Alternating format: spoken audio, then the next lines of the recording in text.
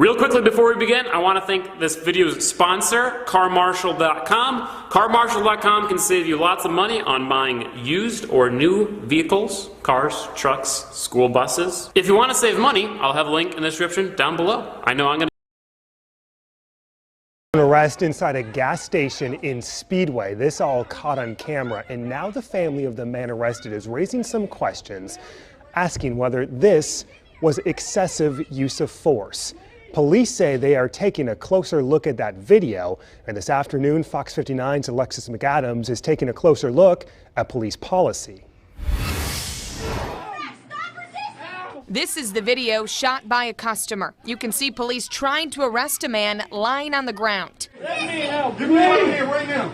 You can also hear officers calling for him to stop resisting. With the punches and the knees, yes sir, they overreacted. The family of that man in the video, Christopher Knox, thinks police went too far. It's just excessive force. What the video doesn't show, though, is what led to the arrest. According to police documents, witnesses say Knox suffered a seizure and when he woke up, assaulted a customer and swung and grabbed at an officer. Police say that's when they first tried to restrain him, and when he broke free, officers shocked him with a taser and tried to take him into custody. When Chris is in his right mind, he's fantastic, he's great. But when he has seizures, he don't know what he's doing.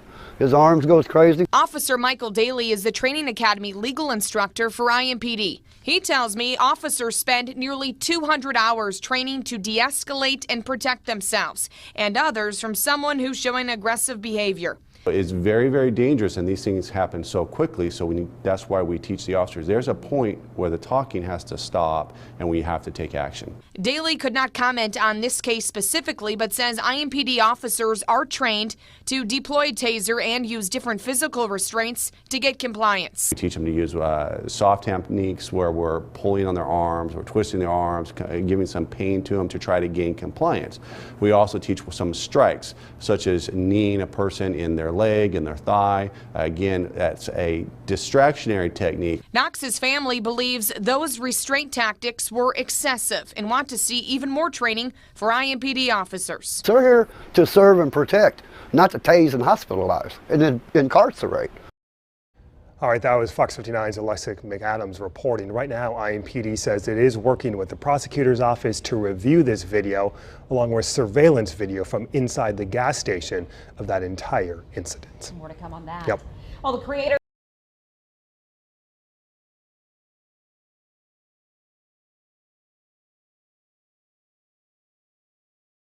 Watch. Cops mistake epileptic man's seizure for a crime, so they beat, taser and arrest him. An innocent man had a seizure inside of a gas station, and when police responded, they used tasers, punches, knee strikes, and baton blows on a man who needed medical attention. By Matt Agarist, April 6, 2018. Indianapolis. In when your only tool is a hammer, everything around you, even medical emergencies, begins to look like a nail. As the video below illustrates, police who are only trained to use violence, made a bad situation worse when they responded to a call about a man who was having a seizure. A family is outraged after watching cell phone footage of their son and brother being savagely beaten by Indianapolis Metropolitan Police officers during a medical emergency. The victim, Christopher Knox, who is an epileptic, suffered a seizure while shopping in a Speedway gas station last week. For those unfamiliar with epileptics, oftentimes during and after seizures, they can become severely disoriented. Officers might react to a person's dazed behavior, inability to obey directives, and combative response to restraint as actions that the person can control, the website for the law enforcement accreditor COLLIER reads. In fact, when a person with epilepsy has a seizure, he or she is physically unable to control their actions. When police confronted the severely disoriented Knox, he didn't immediately respond to their commands, so force was escalated. According to police, Knox assaulted a cop and a customer inside the store. However, his family says he was likely just flailing around as a result of the seizure. Indeed, this same scenario of epileptics coming to after seizures has played out time and again as cops respond with violence instead of medical attention. It is just excessive force, said the suspect's dad Daryl Knox. As the video begins, 2 officers have knocks on the ground. They had tasered him, had knees in his back and were punching and kicking him. According to police, this was a reaction to Knox becoming physically violent. However, this violence was likely just a symptom of his seizure. When Chris is in his right mind, he is fantastic. He is great, but when he has seizures, he does not know what he is doing. His arms go crazy, said Knox. The department's training academy legal instructor Michael Daly told Fox 59 that officers are trained to de-escalate situations like this and that the punches, kicks, and tasers were part of this de-escalation. It is very dangerous and these things happen so quickly, so that is why we teach the officers that there is a point where the talking has to stop and we have to take action, said Daly. We teach them techniques where we are pulling on their arms or twisting their arms and giving some pain to them to gain compliance. We also teach some strikes, such as kneeing a person in their leg and their thigh. That is a distraction technique, said Officer Daly.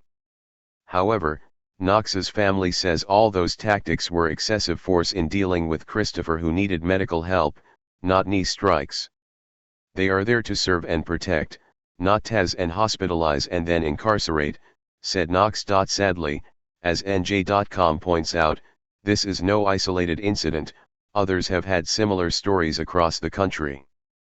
In Reno last year, James O'Done was arrested after he had a seizure and charged with resisting arrest. Andrea Nicole Hansen says she was arrested in Pismo Beach, California, for resisting arrest and public intoxication after having an epileptic seizure. Also, as TFTP reported last year, Tahar Kadeen, who suffers from debilitating seizures as he copes with his epilepsy, had a seizure. Dean fell unconscious during the seizure and a passerby called 911 for help. While officers were originally helpful during the initial approach, when Dead got up to walk away, the officer's only tool violence was escalated, and just like Knox, Dean was beaten to a pulp for having a seizure. Hey Charlotte County, this is Charlotte County Cop Watch, and I just wanted you to know that I am using this stuff under fair use. And also remember to like and subscribe this channel. Also too, keep in mind I do not make any money on YouTube. This is 5 hours work a day, you know, fighting for freedom. And you can donate with PayPal and Patreon.